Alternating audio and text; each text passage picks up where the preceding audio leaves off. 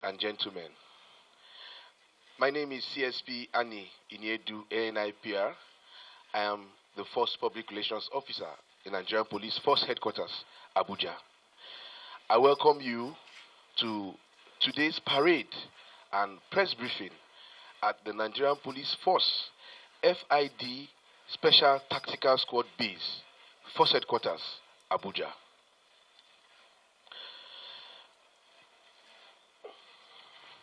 The Nigerian Police Force, through the FID Special Tactical Squad, remains resolute in its mandate to combat violent crimes, organized criminal networks, and threats to national security.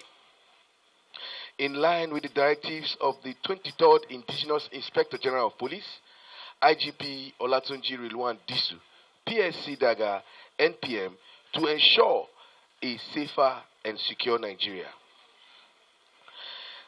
The FID STS has intensified intelligence-led operations across the country, resulting in several breakthroughs in the fight against armed robbery, human trafficking, and other various crimes. In today's press briefing, we will be highlighting 4 of our major successes by this gallant and intelligence-led unit of the Nigerian Police Force. 1.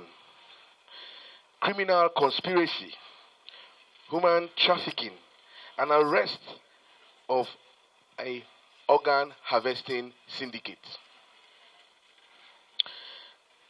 The suspects arrested include 1. Emmanuel Odi, male, 25 years. Dr. Benjamin Oime, male, 40 years. Dr. Daniel Otokpa, male, 53 years. And David Idoko, male, 25 years.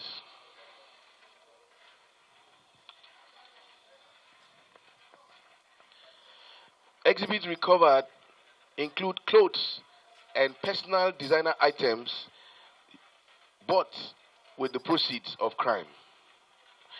On the 19th of August 2026, at about 1800 hours, operatives of the FID Special Tactical Squad, acting on credible intelligence, carried out a sting operation at Outer Balefi in Karu local government area of Nasarawa State, which led to the arrest of 4 suspects. 1. Emmanuel Odi, male of Outer Balefi in Nasarawa State. 2. Dr. Benjamin Oime of Edo State, a nephrologist, that's a kidney consultant. C. Dr. Daniel Otukpa, male of Benue State, also a nephrologist, a kidney consultant. During interrogation, Emmanuel Ode confessed to recruiting victims under false pretenses. He stated that on the 24th of April 2026, he lured one Samuel Ezekiel M, 22 years, to where his kidney was allegedly harvested for the sum of $1,250, which is the equivalent of 1.7 million naira only. The second victim, one David Idoko, male, alleged that he was lured by the same agent in 2022 to a hospital where his kidney was harvested and he was paid the sum of 7 million naira only. You can see from this analysis that this syndicate didn't just start today. Preliminary investigation indicates that the suspects and their accomplices allegedly target vulnerable and uneducated young men in Nasarawa State and its environs, exploiting their financial desperation to obtain consent for illegal organ harvesting. Evidence gathered so far indicates that the suspect forged official documents such as their victims' names, NIN, birth certificates, age declaration, and affidavits and consent letters to facilitate these criminal activities.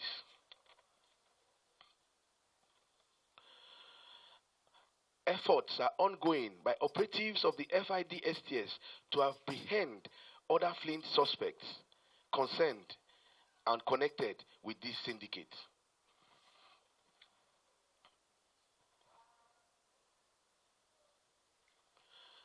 Two, criminal conspiracy and robbery.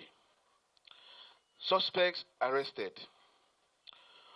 One Okori Joyous, M, 23 years. One Yetunde Lasisi, F, 53 years. One Usen Samuel, male, 20 years.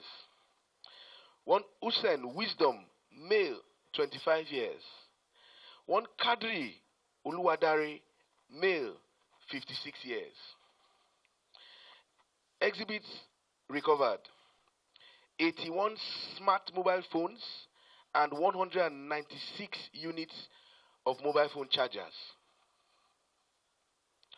On the 10th of August 2026, following a written petition submitted to the Inspector General of Police by Sunnyfield Company, a mobile phone and accessories dealer, operatives of the Special Tactical Squad launched an investigation into the violent robbery incident and arrested 5 suspects at Ogun State on the 5th of August 2026 at about 1900 hours. The company's vehicle contained phones and accessories valued at over 100 million naira was attacked by the suspects, and they carted away the goods while en route from Lagos to Abuja. During the operation, the operatives recovered 80 brand new mobile phones and 196 units of mobile phone chargers.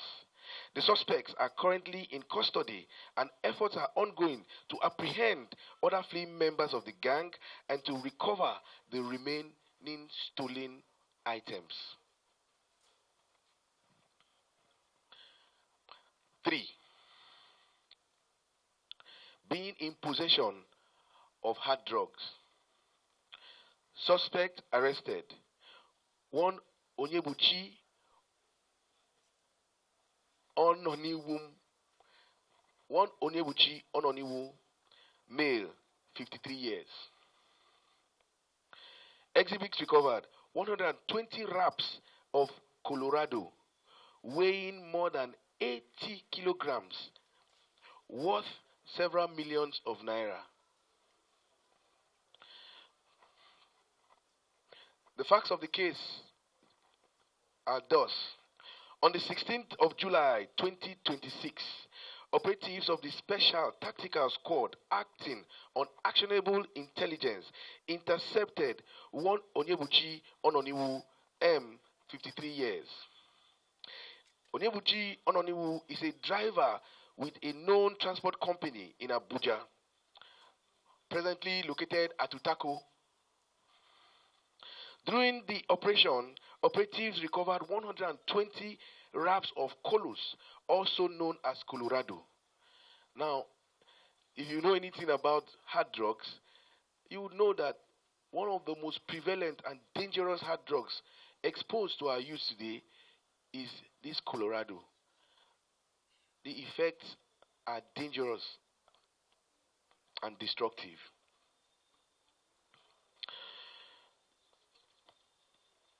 Our operatives recovered wraps of colos, also known as Colorado, a dangerous hard drug weighing over 80 kilograms, with an estimated value of several millions of naira. Preliminary findings indicate that the consignment was transported from Lagos to Abuja. Investigation also points to the complicity of the transport company in the movement of the illicit substance. The suspect has made useful statements and is cooperating with investigators, and efforts are ongoing to apprehend other members of this syndicate.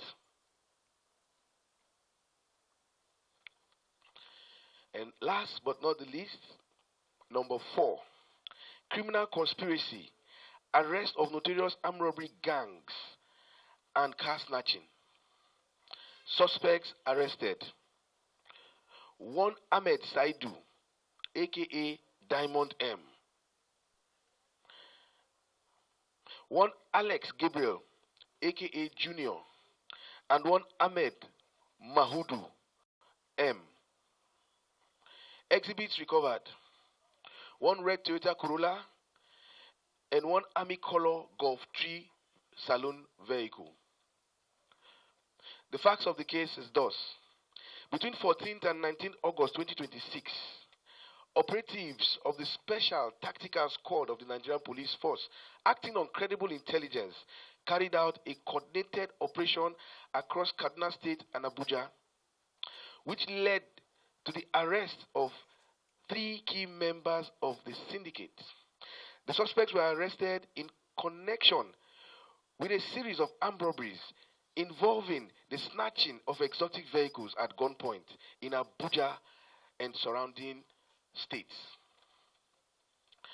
During interrogation, the suspects confessed to the crimes and implicated 1 Yakubu Yewa, aka Wycombe, identified as the kingpin of the syndicate.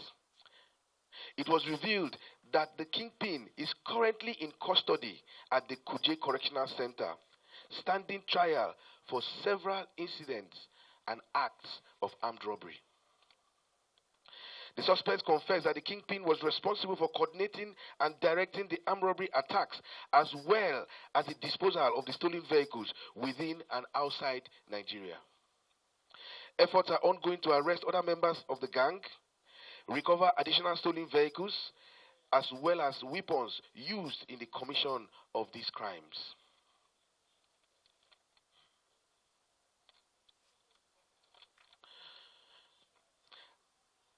The Nigerian Police Force, under the strategic leadership of IGP Olatunji Rilwan Disu, PSC Daga, NPM, remains or reaffirms its unwavering commitment to the protection of lives and property, and to bringing all perpetrators of crimes to justice in our nation. Members of the public are urged to remain vigilant and to continue to provide credible and useful information to the police to aid in ongoing investigations. God bless the Inspector General of Police, God bless the Nigerian Police Force, and God bless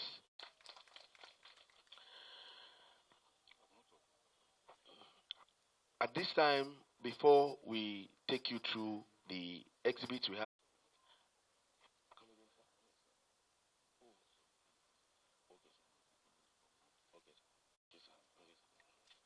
So I'd like to start from this end.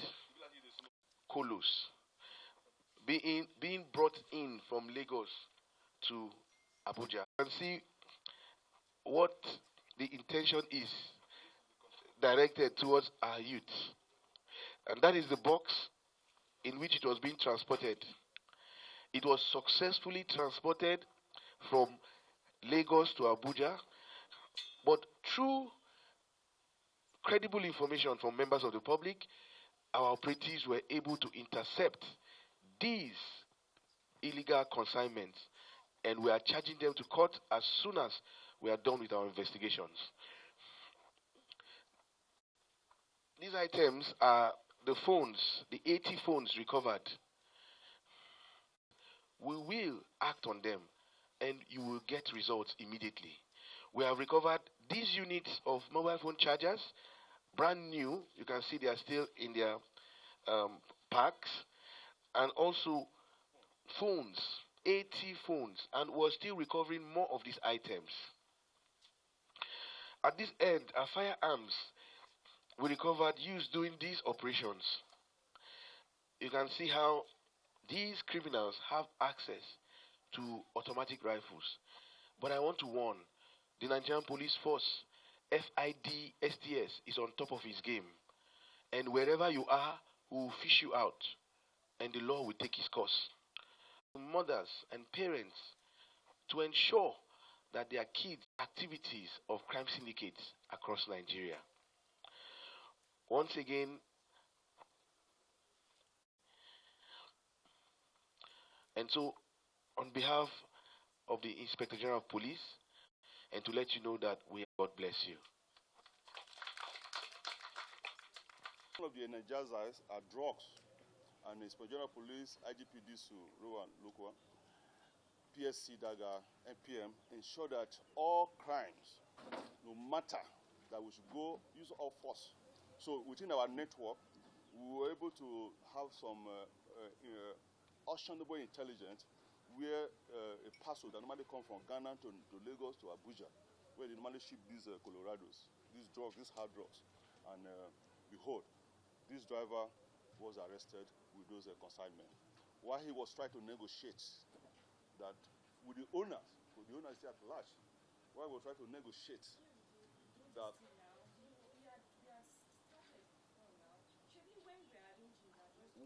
Let's start again.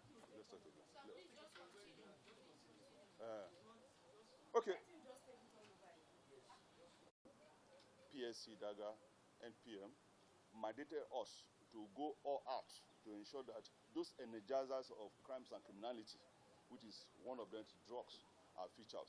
So through actionable intelligence, some of those drugs that come from outside the country, Ghana, to enter Nigeria, so we're able to have actionable intelligence where one of the driver or one of the transport company was arrested.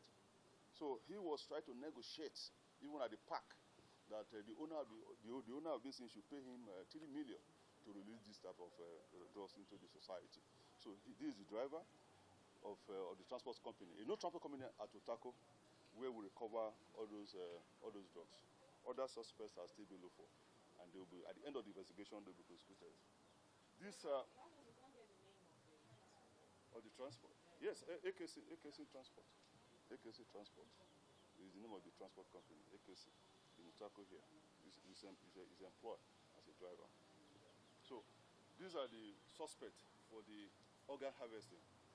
If there is anything that have touched me most in this case, where organs, kidneys are being harvested with peanuts, and you know, in child human trafficking, payment of organ is the major crime. And to crown it up, these uneducated, poor, very vulnerable, these people lavishing on their status, poverty and all, harvested organ from one Samuel Ezekiel, a 22 years old boy. They fake their names, they fake their NIN. Like Ezekiel, they gave him Hassan Idris. This one, they gave him another name, Abubakar Isa, just to achieve their aims. So the victim was given the sum 1.7 million. Yes, the victims are not here, but it will interest you to know this was a victim 2022, but now he's now a suspect. He's not the one recruiting people, other people, to come and sell their kidney.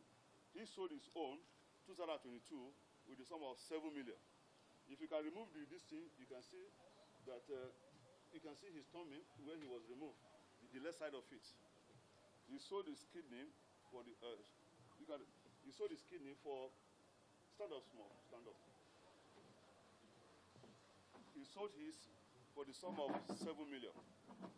So after that, himself, according to him, he was defrauded of the money because he bought motorbike with it.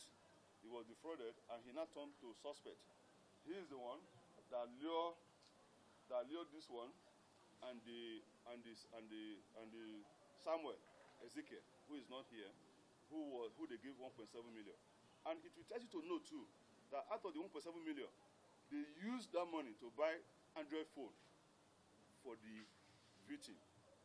This was the person they purported to have signed as a guarantor. And in their guarantor form they brought, the consent form, they gave him a name as Isa Abubakar. Whereas, what's your name? Emmanuel Ode. So this one would have been a victim, but because his blood glue was B+, because what they were looking for is O positive, they could not use him. But he benefited the sum of $1,250 from it. So these are the owners of the hospital. He's one of the owners of the hospital at the Wellington Hospital at Life Camp, where they aided this crime. This doctor, they are specialists. He doesn't have an office, a known office in Abuja or wherever. So they recruited all these agents who scout for all those boys. And in that community, so many kidneys have been removed. People are just working with only one kidney. And they sold it at a peanut. So this is the doctors that perpetrated the act. And they are here with us. At the end of the investigation, all of them will be charged to court. Then this one is equally interesting, that the person coordinating this armed robbery of exotic vehicles are in prison. His name is Yewa Ibrahim, popularly known as Wycombe. He's a notorious armed robber who was arrested in a case connected to armed robbery in Metama 2023. Massive, where they attacked and carted away gold and jewelry. Is Kuje prison, and from that place is coordinating the operations, armed robbery operation, exotic car. Both the buyers outside the country and within the country. So they have confessed to the crime, and at the end of the investigation, they will also be prosecuted. So with this, we're able to at least cut off the chain between the Kuje and the Kuje prison and those people who are outside. And we are taking it up with the authority to ensure that those phones and other things used to coordinate are seized from. So early this month, they were traveling to deliver these goods from Lagos. They used a Homer bus, white bus, to deliver these goods, these phones, Techno, expensive one, more than 100 million, from Lagos to Onitsha. At Ijebode, they were relayed at gunpoint. All the valuables, all the phones were carted away. So upon report to the General Police Office, he mandated us to investigate. And through digital analysis and investigation, we recover close to about hundreds of these phones, worth millions of naira from these suspects. They were recovered from these suspects. Yes, including the woman. This woman will recover about 40-something phones from her. Mysterious and inhuman activities. His left kidney was removed, and he was given the sum of 1.7 million. After the operation, in order to conceive it from the family, they took him to Calabar. En route. That's Abuja to Calabar, to go and hide him so that the wound will heal. And after giving him the money too, they used the money to help him to buy Android phone. So he's here, he can speak for himself. Can you please talk to them how you were lured, how they fake your name and other things to get your kidney and how much was it? Start with your name. Yeah, my name is Samuel Ezekiel. How old are you? 22 years old. 22. Yes. So tell us exactly what happened from the very beginning, how it all started, and how you got here. It's my friend that deceived me. His name is Emmanuel Ode. So he deceived me that we are going to for a hospital because I don't know what. Because anything he told me, I would just do what he he asked me to do. So he now joined me with David. So David now take me to inside town. We now meet the agent called Ben. So the Ben now take us to hospital for some tests. So after some days, the agent now called us that my test result did not match with the person that they will give my kidney to.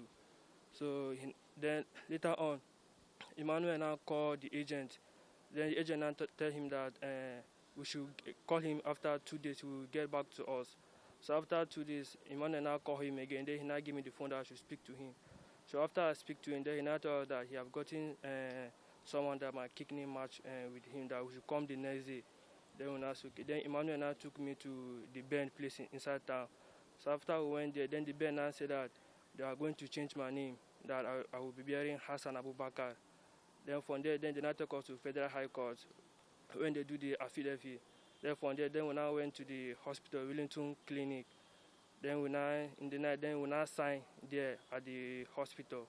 After we sign, then later in the night, another kind 10 to 11, they now come and give us money in dollar. So after they give us the money in dollar, then when I'm going to enter the theater, they now give the Emmanuel the money to hold it. So after I give him the money, when I came out from the theater, then later in the evening, Emmanuel came back. He already went and changed the money. Then he now buy 2 phones. He now buy 2 power bank and 2 Wi-Fi. Then he now give me one and whole one. Everything, but he give me one and whole one.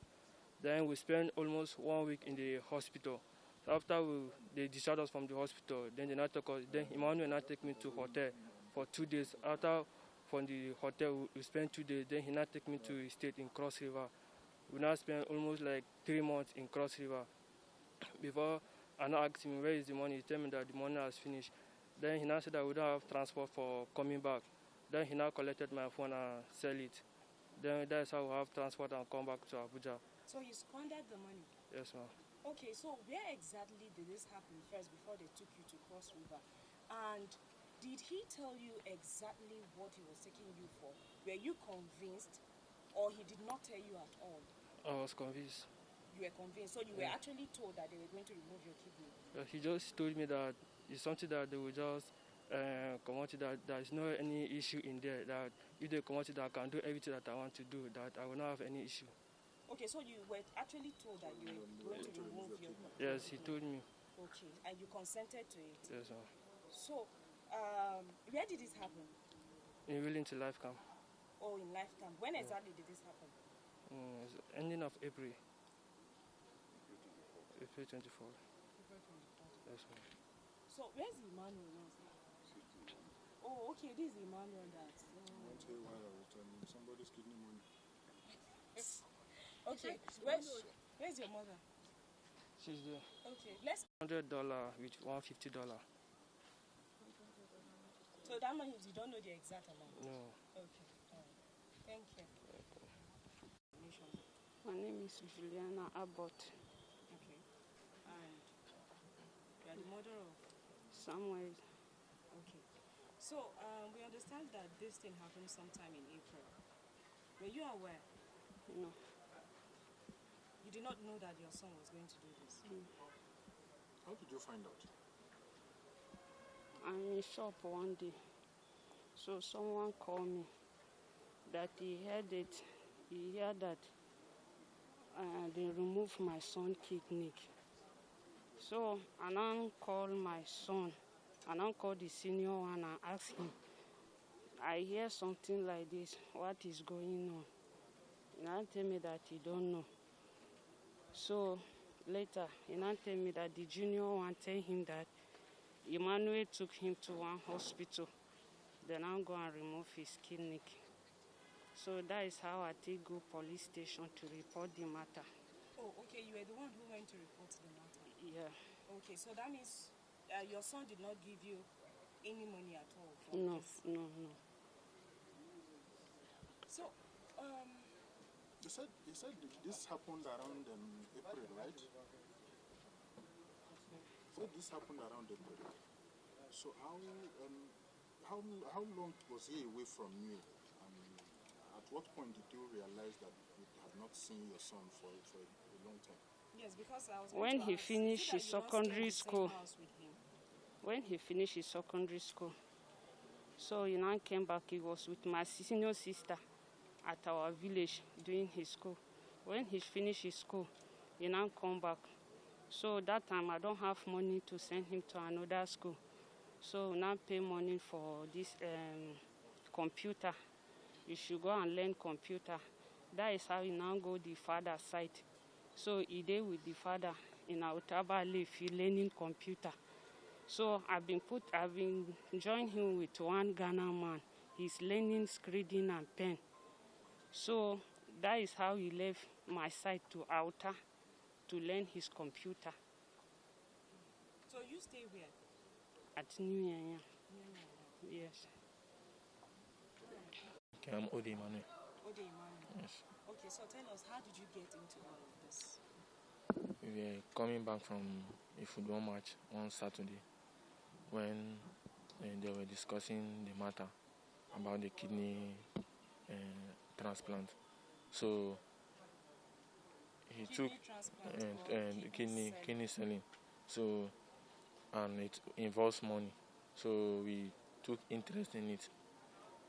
We met this David Idokoye, who knew the agent, who has sold his own for Was some. he the one that was telling you about it? No. Okay. Who has sold his own for some years back. So when we met him, he said they need O positive. So me, I say my own is AB plus. So he said it didn't match. So Samuel picked interest. So they went together to meet the agent. So have you sold your own kidney before? No. You've never sold your own kidney? Yes. Oh, so how did you now get your friend to sell his own and then you now squandered the money with him? I was the one that's supposed to be to sell my own, but they flagged it off because I was AB plus and he was O plus. So they chose him instead. So how much in total were you given? They gave us a total sum of $1,250. Who came about the idea of traveling from Abuja to Kanamayo? He came up about the idea. No, who brought about the idea? Who told you to do that? From the beginning. Okay, it was the agent at the hospital. It was the agent at the hospital that told you to leave Abuja? Yes, so that he can go and heal there? So that I won't expose ourselves. That's the language you use. So what made you go into this? They told us that initially they will tell you is to save life. Then later on, when you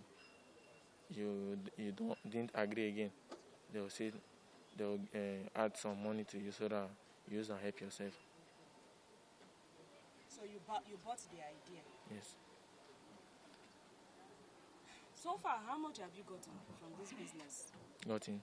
We are the first and last of this business. Yes. So the money that you were paid for his own, what did you use the money to do?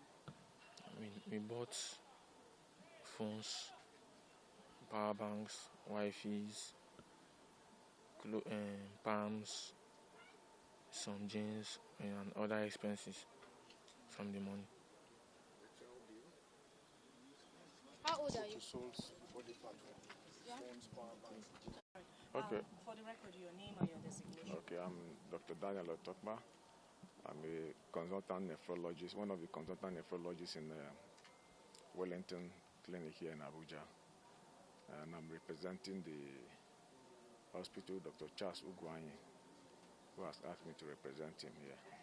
Now, Wellington Clinic is a multi-specialty hospital where services are outsourced. And the different services we have are surgery, neurosurgery, renal transplant, cardiology in terms of medicine, nephrology, and all that. So what we do is we provide platform for people to come review their patient if they have. So this index case is Dr. Benjamin's transplant team. He anchors the renal transplant team. Who is Dr. Benjamin? Okay. Benjamin Ohime. So he brought the patient to the hospital. And those people will usually provide a platform, use the theater, the ward, intensive care, and other aspect of management of the patient, like the clinical management of the patient, is solely done by the renal transplant team, which Benjamin is the head.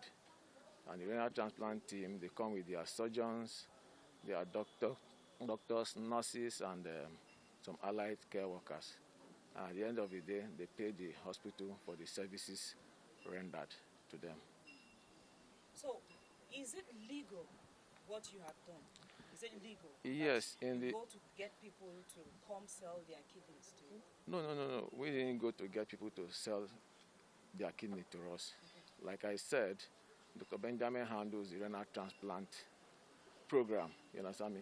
He brings his patients to review there and for surgery. And the hospital will provide a platform for the theater, because we have state-of-the-art theater, ICU, and all that, just to use the facilities. Where is his own office, and why is he not using his own place instead of coming to Wellington? Okay, well, I think there's a kind of memorandum of understanding between him and the, it's like a visiting consultant, which is allowed. You can be a visiting consultant to hospitals as a consultant. It's allowed. Well, are you aware of this renal transplant that he's doing? Are you aware that he's actually harvesting organs for sale? Well, I'm not really. He's a consultant. I'm a consultant. So he manages patients. I manage my patients. So I don't really interfere in his own patient. Well, how much was your hospital interested in, critically looking into the fact that some of the victims that they bring in are adolescents, so to speak, who probably might psychologically not have.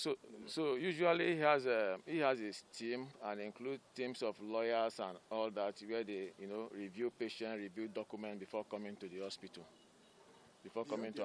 So beyond their own review in our own hospital, I can't really say much about that because I have not really gone into the renal transplant. I've not done renal transplant. In clear terms, yes. Is your hospital aware of this crime or not? That's the question I was asking. Well, the hospital is aware of the program, the renal program that is being run by Benjamin. So let me understand. Yes. He brings these patients. Yes, sir. He changes their names. Well, I'm not aware that the names of the patients were changed. I only got to know that in these investigations. Like I said, he's a consultant. He has his patient. Like in the hospital, we have different consultants. You own your patient. The other person owns his or her patient. You understand? I can't interfere with his own management. And right now, what I'm doing now, yes. You are the representative of the hospital. Yes, so some of those other questions... part of what I would have expected, yes, sir, as representative of the hospital, yes, sir, so obviously you interface with his team, okay, as representative of the hospital. Okay. So how much liberty do you put, your team put into ensuring that those who are coming in are providing the right information, or you have the right information about what they are coming to do, and then how much they really are aware, enlightened about what they are coming to do and its implications? Okay, so now the hospital itself has what do we call it? Has an ethical committee that also look at some of these documents that are being presented by his team. So they look at it and vet. Since some of these doctors, since the documents were coming from a lawyer, we just I think since the document was coming from a lawyer and we thought it was authentic, Okay, you have a memorandum of understanding. Yes, we have a memorandum. So where exactly is his own clinic or his office? Well, maybe the hospital will tell that. Like I said, I'm just representing the hospital. So you don't know? I don't really know much. I'm just like a consultant, one of the consultants there. Okay, I'm Dr. Benjamin Oyime. I'm a consultant nephrologist. Benjamin who? Oyime. Yeah, I'm a consultant nephrologist, and what that means is that I take care of people that have kidney disease. Okay. Yeah, that's what I do. Mm-hmm. How long have you? See, let's not go beating around the bush and the defensive clauses and what have you. Let's hit the issues for what they are, so that we save each other's time.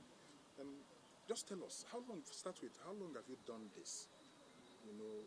Identifying, selecting these young adults and convincing them to sell their body parts for paltry sums. Okay, as a medical practitioner, we don't really engage in all that. Our own interface is usually, personally, my interface is with the patient. So I interface with the patient. The patient comes in with end-stage kidney disease. So we tell them, okay, at this stage, you will need to be on continuous maintenance hemodialysis, and at some point you may require a kidney transplant. So for the kidney transplant, usually we tell them, first and foremost, we will wish that you get a relative. If you can convince any of your relatives to come in, for this transplant, that will be the ideal.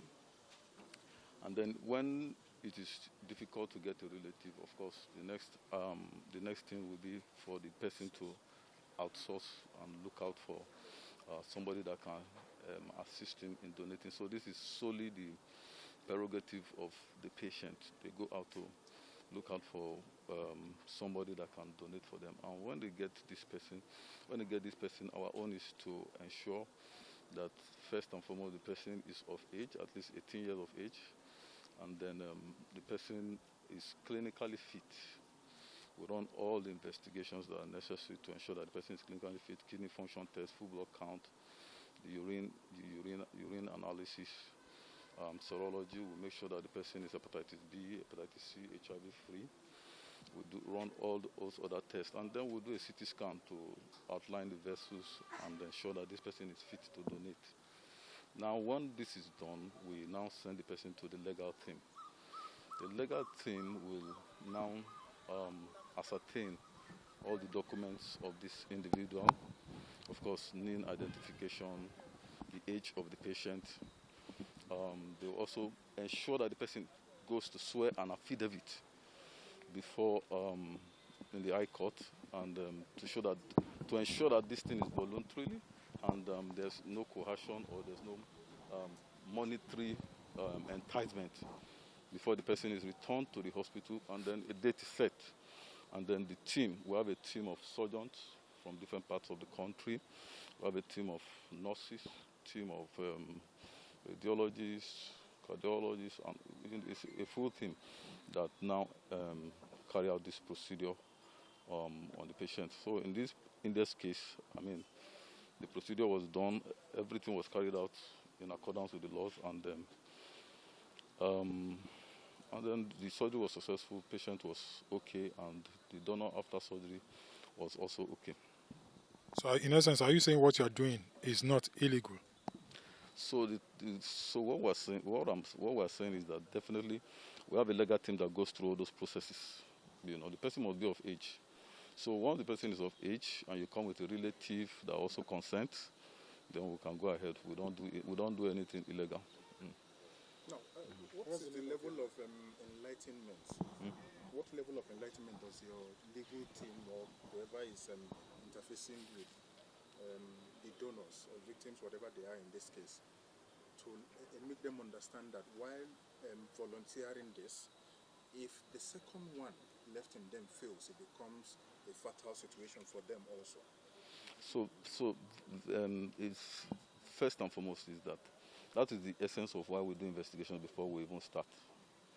So if the person is not clinically fit, we don't even go ahead with it. There are a lot of people that are disqualified from carrying out this procedure. But there are also people who might present clinically fit, and then maybe a couple of years after donating, the one left in them develop complications. So whose responsibility? The question I am asking is, whose responsibility, or rather, how much effort does your team put into making them understand the implications of this before they make the decisions? Because from what I have read over these issues. So the truth about it is that the consent form is very, very extensive. And we usually take time to go through that consent form with any person that is coming for this procedure. So the team will sit down with the person. In fact, they will even give the person that consent form at least, for a long period of time to go through it very well. Then also, in addition to this, they will also explain the lines of that concept. It's a very extensive form. It's not just several pages. They will explain line after line to this individual before they carry out this procedure. Can we have the name of your lawyer? Legal team. Who is the legal team? Emmanuel Nwodo. Nwodo. So those you have.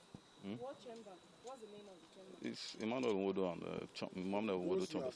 Operated on. Those that kidneys were donated to, what's the survival rate? How many are surviving? How many are late? Okay, so we have, like this year, we have done 5 cases, and so just one person, surgery was successful, but I think about 3 months after transplant, he developed complications from, it's also diabetic, complications of diabetes, and he passed on. All the other persons, China Chris, all the other persons that have done transplant are doing very well till today. So That's 80%. So far, it's only 5 you have done. This year, This five. Oh, can you give us 5, yeah. an average of how many you have done? 5 this year. We have done 5 this year. Before now. You commenced. No, we commenced this year. Commenced We commenced this So year. let me ask, are you a certified doctor? I'm a certified doctor. I'm a certified consultant nephrologist. Where did you school? What year did you graduate? Okay, I When were you graduated. given license? I graduated from the University of Benin, 2004. When were you given license? That's, of course, we're usually given license a year after housemanship. Once you complete housemanship, you are given your full registration. Okay, so let me ask you this question. Who is bankrolling you? When I say who is bankrolling you, who pays these people the money when they offer or donate their kidney? Who pays them for donating their kidneys? No. Of course, I've already told you now, the consent, the sworn affidavit that this thing is voluntary, and there's no monetary gain involved in this procedure. But of course, usually, if the patient, after that, the patient is usually responsible for, some of the taking care of the donor and all that. He takes care of that. That one does not involve us as the hospital. Sorry, please, I want to understand the provision of that consent form. Is it? Yes. We talk about somebody must stand in, usually a relative. Who stood in for him? Yes, they came in and the other person said he's a relative to the person. That was what he told us, that he is a relative, and he signed the consent form for the patient. Was that investigated?